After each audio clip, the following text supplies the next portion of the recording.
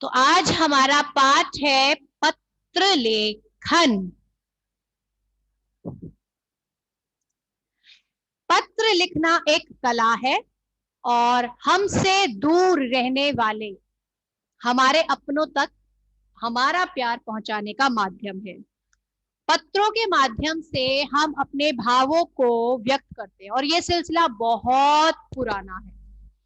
जैसे हमारे दादा दादी नाना नानी किया करते थे, अब उनके पास तो कोई माध्यम नहीं था अपना प्यार अपनों तक पहुंचाने का। वहां पे पहले ना फोन हुआ करते थे, ना मोबाइल हुआ करते थे, तो एक पत्र एकमात्र माध्यम था, सहारा था उनका, जिसके जरिए वो अपना प्यार अपनों तक पहुंचाते थे। अब हम जानते हैं पत्रों के प्रकार। कितने प्रकार के होते हैं ये पत्र? ये होते हैं दो प्रकार के। एक होता है औपचारिक पत्र, एक होता है अनौपचारिक पत्र।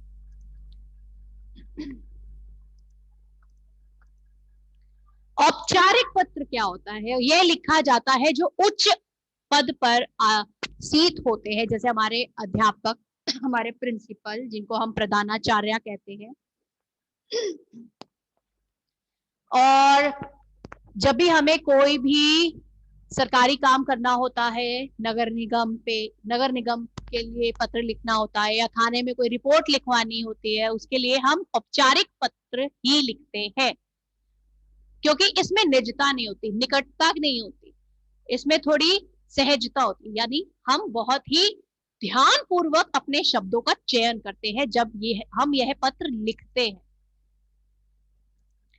अन्य होता है अनौपचारिक पत्र। तो वो किस लिए लिखा जाता है? हमारे अपनों को, हमारे परिवारजन, मित्रगण, भाई बहन, यदि हम कहीं दूर हैं उनसे, अपने माता पिता से, भाई बहनों से, तो हम उन्हें पत्र लिखते हैं, अपना प्यार बताते हैं, अपनी दिनचर्या बताते हैं, हमारे साथ किस प्रकार का हमारे संबंधी, हमारे मित्र व्यवहार कर रहे हैं, या जिस भी विद्यालय में आप पढ़ रहे हैं वहां पे किस प्रकार से पढ़ाया जाता है, हर एक चीज की हम जानकारी अपनों तक पहुंचाते हैं। तो ये होता है औपचारिक पत्र।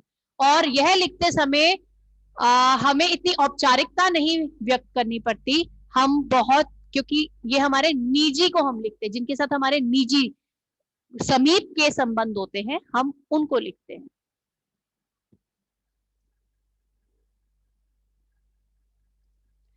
अब पत्र के कुछ नियम भी है।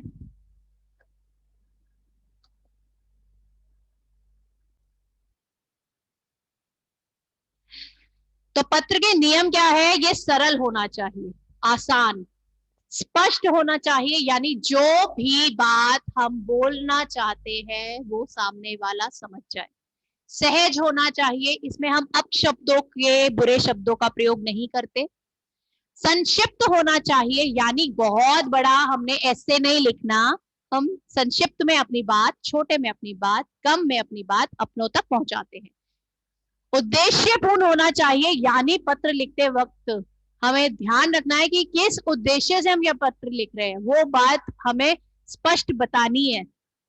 उचित संबोधन होना चाहिए, यानी आप जिसको भी पत्र लिख रहे हैं उसको किस प्रकार से बुलाएंगे, पुकारेंगे।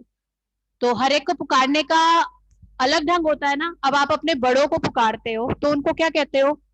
पूज्य, आदरणीय, मान्यवर, महोदय।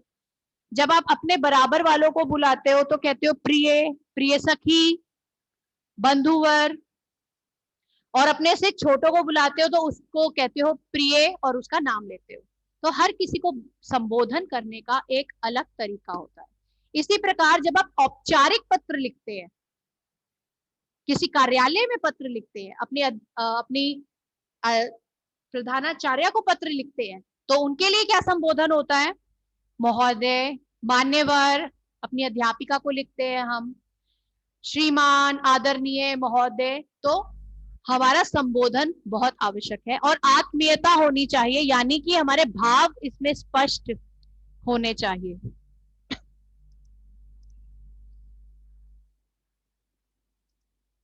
पत्र लिखते समय याद रखने योग्य बातें, क्या क्या याद रखना है हमें जब हम पत्र लिख रहे हैं? तो सबसे पहले तो हम लिखते हैं अपना पता। उसके बाद आती है वो तिथि जिस दिन वो पत्र लिखा जा रहा है। उसके बाद हम लिखते हैं कि ये पत्र किसको दे रहे हैं। अगर हम विद्यालय में दे रहे हैं तो अपनी प्रधानाचार्य का नाम लिखकर और अपने विद्यालय का नाम, उसका पता लिखेंगे। उसके बाद हम लिखते हैं विषय, किस विषय के लिए ये पत्र लिखा जा रहा है प्रधानाचार्य को, इस पे ध्यान दीजिएगा। आपको अवकाश चाहिए या आपको वर्दी चाहिए या आपको किसी खेल में खेल खेलने के लिए अनुमति चाहिए, तो आपका विषय बहुत ही आवश्यक है। फिर होता है संबोधन, आप कैसे बुलाएंगे, महोदय, श्रीमान। फिर आप अपना पत्र विस्तार में लिखते हैं, यानी आप अपनी बात को स्पष्ट रूप में व्यक्त करते हैं। उसके बाद आता है समापन, जिसमें आप लिखते हैं धन्यवाद और लिखा जाता है अंत में आपका नाम, आपकी कक्षा।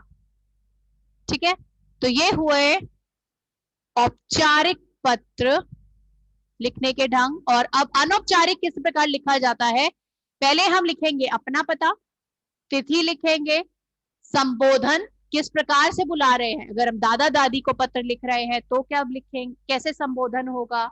अगर हम अपने से छोटों को पत्र लिख रहे हैं तो हम क्या संबोधन करेंगे, क्या शब्द प्रयोग करेंगे संबोधन के लिए।